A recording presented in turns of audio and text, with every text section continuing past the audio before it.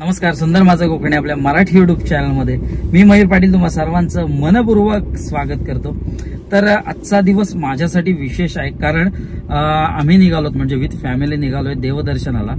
साधारण वेंगुर्ल्यापर्यंत प्रवास असणार आहे। कोस्टल रूटने जाणार आहोत पूर्ण इथून रत्नागिरी पावस, त्यानंतर देवगड, कुणकेश्वर आणि मालवण, त्यानंतर वेंगुर्ला अशी थोडीशी आपली कोस्टल वेची रोड ट्रिप असणार आहे। तर अर्थातच मध्ये मध्ये ज्या मंदिरांना आपण भेट देणार आहोत तर ते या व्हिडिओच्या मार्फत तुम्ही पाहणारच आहात। विशेष दिवस का म्हणतोय मी, कारण आज कुलस्वामिनीला पण जायचं आहे। सातारड्यातली माऊली ही आमची कुलस्वामिनी आहे। बरेच दिवस जायचं म्हणत होतो, पण ते राहून गेलं होतं। पण आज योग आलेला आहे जायचा। कसं असतं, जोपर्यंत देव तुम्हाला त्यांच्या भेटीला बोलवत नाही तोपर्यंत आपला जाण्याचा योग येत नसतो, परंतु अनायसे आपला योग आलेला आहे। योग जुळवून आणावे लागतात कधी कधी, त्या पद्धतीने हे योग जुळवून आलेले आहेत। आणि आता आपण इथून आपल्या मालगुण गावातून जातोय वेंगुर्ल्यापर्यंत। हा जो प्रवास आहे तो चालू होतोय आणि चला प्रवासाला सुरुवात करूया। गणपती बाप्पा मोरया, मंगलमूर्ती मोरया। तर आपल्या प्रवासाला सुरुवात झालेली आहे। आपण आता मालगुणमधून बाहेर पडलेलो आहे। यानंतर गणपतीपुळे आणि त्यानंतर रत्नागिरी, पावस आणि नंतर कुणकेश्वर, मालवण आणि वेंगुर्ला असा आपला प्रवास असणार आहे।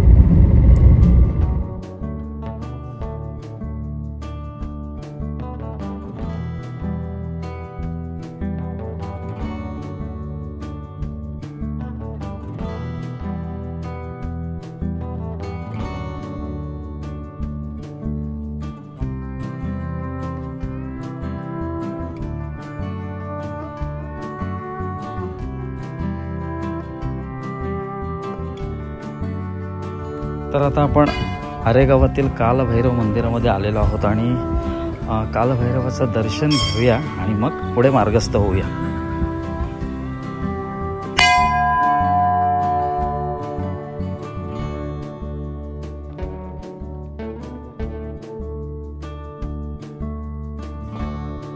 कालभैरवाचं मंदिर अगदी रस्त्यालगतच आहे आरेगावामध्ये आणि तिथे आपण छानपैकी दर्शन घेतलेलं आहे कालभैरवाचं। आणि आता आपण पुढे मार्गस्थ होऊया। तर जयस्तंभावरून उजवीकडे वळल्यानंतर आपण आता भाट्यामध्ये प्रवेश केला आहे आणि आता थोड्याच वेळात भाटे ब्रिज लागेल। त्या ब्रिजवरून पुढे होऊन आता आपण पावस मार्गाकडे लागलो। हा आहे रत्नागिरी पावस मार्ग आणि हा आहे भाटे ब्रिज। ब्रिज क्रॉस करून भाटे चेकपोस्ट लागतं। चेकपोस्ट थोडंसं क्रॉस केल्यानंतर पुढे उजवीकडे रस्ता आहे, तो थेट भाटे समुद्र किनाऱ्यावर जातो आणि ते उजव्या बाजूला रस्ता आहे। तर तो थेट भाटे बीचकडे जातो आणि हा सरळ जातो आता आपण पावसच्या दिशेने। तर आता आपण पावसमध्ये प्रवेश केलेला आहे। ही संपूर्ण पावसची बाजारपेठ आणि उजव्या बाजूला पावस बस स्थानक आहे। आणि थोडं खाली आल्यावर इथे डाव्या बाजूला जो रस्ता जातो तर तिथे स्वामी स्वरूपानंदांचे समाधी स्थळ आहे। तिथे हा समोर जातो देवगडच्या दिशेने। तिथे पहिलं आपलं गावकडी वगैरे गावं लागतील, त्यानंतर पुढे देवगड, मालवण।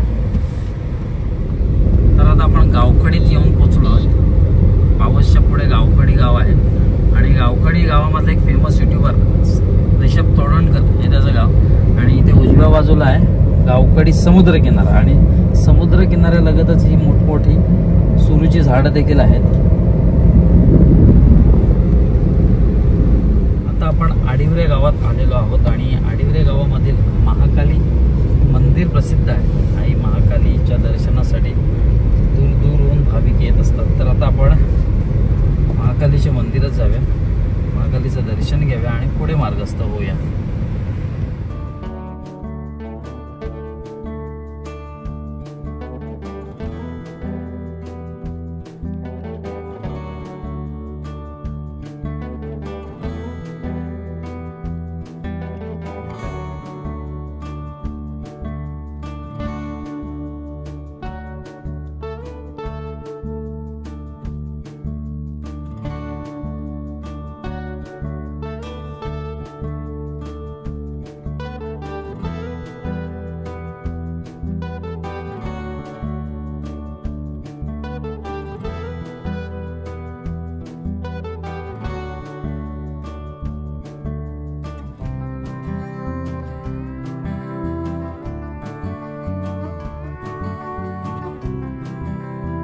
समोरच महाकालीचं मंदिर आहे. खूप छान आणि प्रशस्त असं मंदिर आहे. कधी आलात तर नक्की विजिट करा. अगदी रस्त्याच्या बाजूलाच आहे. जेव्हा महाकालीचं आपण दर्शन घेतो ना, खरंच मन प्रसन्न होतं. तर आता आपण आडिवरेमध्ये होतो. आडिवरेमधील महाकाली देवीच्या मंदिरात गेलो होतो. छान असं दर्शन झालं. तिथे खूप प्रसन्न वाटतं. आजूबाजूचा परिसर देखील शांत आहे. अगदी रोडच्या बाजूला असून देखील प्रसन्न वाटतं. आणखीन एक वैशिष्ट्य म्हणजे मंदिराच्या आवारातच भोजनालय आहे. महालक्ष्मी भोजनालय, खानावळ. अतिशय साध्या पद्धतीचं चांगलं जेवण, उत्तम दर्जाचं जेवण तिथे मिळतं. 100 रुपयाला थाळी मिळते. थाळीमध्ये साधारण 2 चपात्या, डाळ भात, 2 भाज्या आणि लोणचं पापड अशा पदार्थांचा समावेश असतो. चपाती, ताक आणि पापड हे जर तुम्ही एक्स्ट्रा घेतलं तर त्याचा चार्ज लागतो. आणि बाकीचे जर पदार्थ घेतलेत तर मग ते अनलिमिटेड आहेत. खूप छान आणि रुचकर जेवण होतं. सात्विक जेवण आपण जे म्हणतो ना, तर ते आहे. नक्कीच कधी गेलं तर तिथले भोजनाचा देखील आस्वाद घ्या. साधारण दुपारी 12:30 ते दुपारी 2 वाजेपर्यंत ही खानावळ सुरू असते आणि रात्रीची सुरू नसते. समजा रात्रीचे 10-12 माणसं असतील कमीत कमी तरच तिथे जेवण मिळतं. अन्यथा मग रात्रीचं मिळत नाही. दुपारचीच चालू असते. कधी गेलात तर नक्कीच तिथल्या जेवणाचा आस्वाद घ्या. खूप छान पद्धतीचं जेवण असतं. चला तर आता आपण पुढे मार्गस्थ होऊया. आता आपण थोड्याच वेळात धारतळे येईल आणि धारतळेवरून आपण उजवीकडे जाऊन नाट्यमार्गे जैतापूर वगैरे करत कुणकेश्वरला जाणार आहोत. तर आता आपण दांडी ब्रिजवर आलेलो आहोत. हा ब्रिज काही महिन्यांसाठी बंद होता. तेव्हा डोंगर तिट्यावरून आपल्याला राईड घेऊन मग कुणकेश्वरला जावं लागत होतं. साधारण 25 किलोमीटरचा वळसा मारावा लागत होता. परंतु हा दांडी ब्रिज आता सुरू झाल्याने तेवढा वळसा म्हणजे तेवढं डिस्टन्स आपलं वाचतं आणि अगदी सुरळीतरित्या आपण पुढे जातो. दांडी ब्रिज सुरू झालाय. तर आता आपण देवगडला आहोत. देवगडला मिठमुंबरी बीच, मिठमुंबरी समुद्र किनारा आहे इथेच आणि या कोस्टल वेने आपण पुढे जातोय. तर पुढे सुरीची झाडं आहेत आणि त्यामधून रस्ता जातो. लाल मातीचा रस्ता आहे.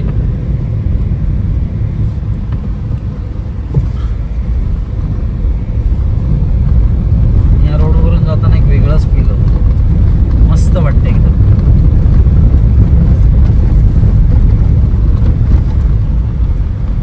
तर आता आपण कुणकेश्वर मंदिराजवळ पोहोचत आहोत आणि हा जो उतार आहे, तीव्र उतार आहे. तर इथून आपण एक रील बनवली होती आणि इन्स्टाला पोस्ट केली होती. तर त्याला 2 मिलियन व्ह्यूज आले होते.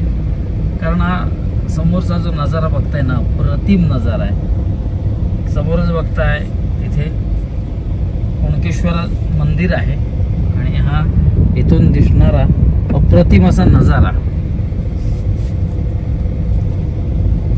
तर आता आपण मंदिराजवळ जाऊया आणि कुणकेश्वराचं दर्शन घेऊया. जबरदस्त. ह्या रोडवरून जाताना अतिशय सावकाश जा, कारण तीव्र उताराचा रस्ता आहे आणि समोरच बघताय कुणकेश्वराचं प्रसिद्ध मंदिर. समोरच दिसतंय आपलं कुणकेश्वर आणि हा कुणकेश्वर समुद्र किनारा.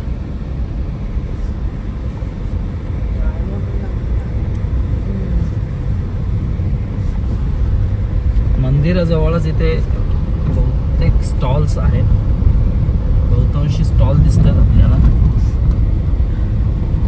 इथे तुम्ही सरबत, लिंबू सोडा, कोकम सोडा इत्यादी मिळतात आणि समोरच पूजेचं साहित्य देखील आहे.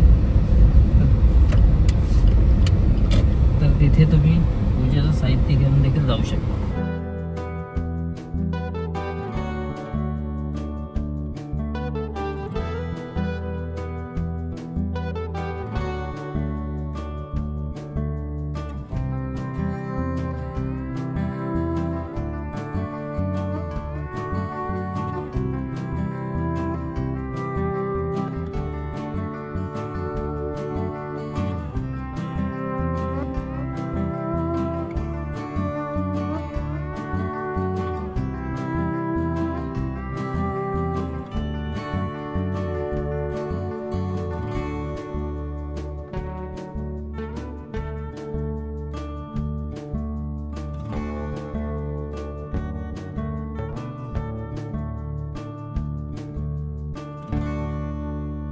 समोरच आहे कुणकेश्वराचं प्रसिद्ध असं मंदिर, महादेवांचं मंदिर, आणि मंदिराला लागूनच या बाजूला असा कुणकेश्वर समुद्र किनारा आहे।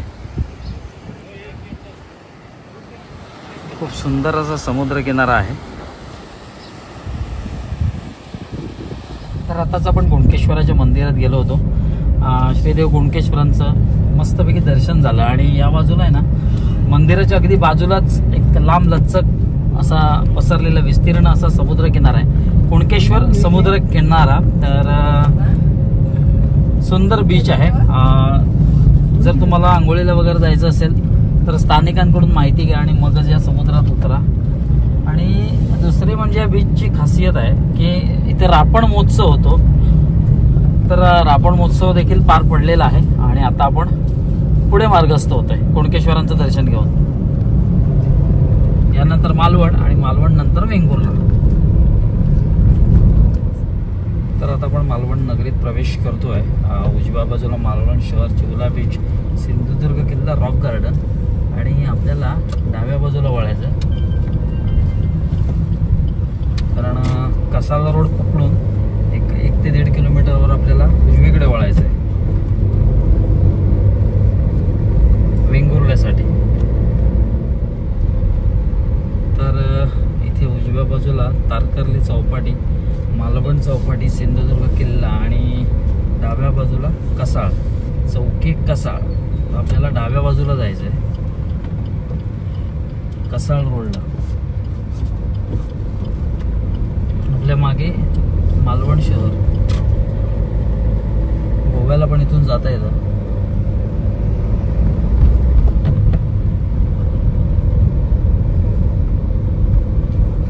तर आता इथे आपण 1-2 किलोमीटर वरती आलोय आणि शिरोडा चौपाटी, सागरेश्वर चौपाटी आपल्याला राईट घ्यायचं। इथून वेंगुर्ला सरळ जातो मार्ग।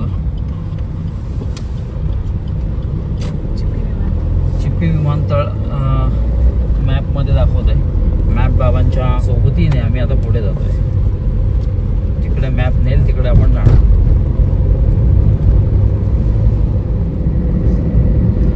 मालवणमधून कसाळकडे येणारा जो रस्ता आहे, तर त्याला जिथून आपण लेफ्ट घेतलं तर तिथून हार्डली 1-2 किलोमीटर अंतरावर हा उजवीकडे येणारा रस्ता आहे, चिप्पी विमानतळ, आणि इथून वेंगुर्ला 42 किलोमीटर दाखवत आहे। मॅप बाबांच्या सोबतीने आपण वेंगुर्ला गाठणार आहोत। रोड तसा चांगला आहे, सरळ, बघूया किती वेळ लागतोय। तर आता आपण वेंगुर्ला रोडला आहोत आणि डाव्या बाजूला जी वॉल बघताय ना, हे चिप्पी विमानतळ आहे। धावपट्टी खूपच मोठी आहे त्याची, सिंधुदुर्ग विमानतळ देखील म्हणतात, चिप्पी गावातलं चिप्पी विमानतळ। आणि हा सरळ जातो हा रोड वेंगुर्ला। पहिला आपल्याला परुळे बाजारमधून मग पुढे जायचं आहे। चिप्पी विमानतळाची ही वॉल आहे, ही वॉल एवढी मोठी आहे की आपल्याला असं फिरून यावं लागतं या बाजूला। जर हे विमानतळ नसतं तर कदाचित शॉर्टकट असता। असो, पूर्ण त्याला वळसा घालून आपल्याला पुढे जायचं आहे। चिप्पी विमानतळाच्या इथून खाली आल्यावर परुळे हे गाव लागतं, परुळे बाजार। तर आता आपण परुळे बाजारमधून पुढे जातोय। हा संपूर्ण एरिया परुळे बाजाराचा आहे।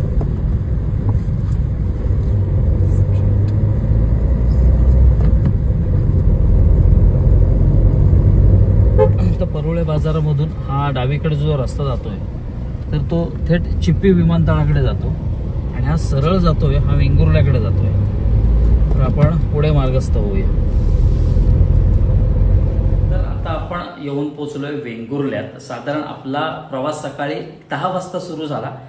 10 वाजता सुरू झाल्यानंतर आपण प्रथम एक मालगुणपासून 12 किलोमीटर अंतरावर असणारं आरेगाव, आणि तिथे प्रथमतः आपण कालभैरवाचं दर्शन घेतलं आणि त्यानंतर पुढे मार्गस्थ झालो। त्यानंतर आपण पुढे आल्यावर आडिवरेमध्ये महाकाली देवीचं जे मंदिर आहे तिथे गेलो, देवी महाकालीचं दर्शन घेतलं आणि तिथेच जेवणाची व्यवस्था देखील आहे। तर तिथे जेवण केलं आणि त्यानंतर पुढे निघालो। तर तर जेवणासंबंधी तुमची सर्व माहिती तुमच्यापर्यंत पोहोचवलीच आहे। त्यानंतर आपण कुणकेश्वरला आलो। कुणकेश्वरला देखील आपलं छान दर्शन झालं आणि तिथून जो पूर्ण जो रोड आहे तो कोस्टल वे आहे, म्हणजे रत्नागिरीपासून किंवा मालगुणपासून कुणकेश्वर किंवा आडिवरे हे संपूर्ण कोस्टल वेला येतात। त्यानंतर आपण पुढे आलो। साधारण आपला प्रवास सकाळी 10 वाजता सुरू झाला आणि संध्याकाळी 6 वाजेपर्यंत आपण वेंगुर्ल्यात आलो।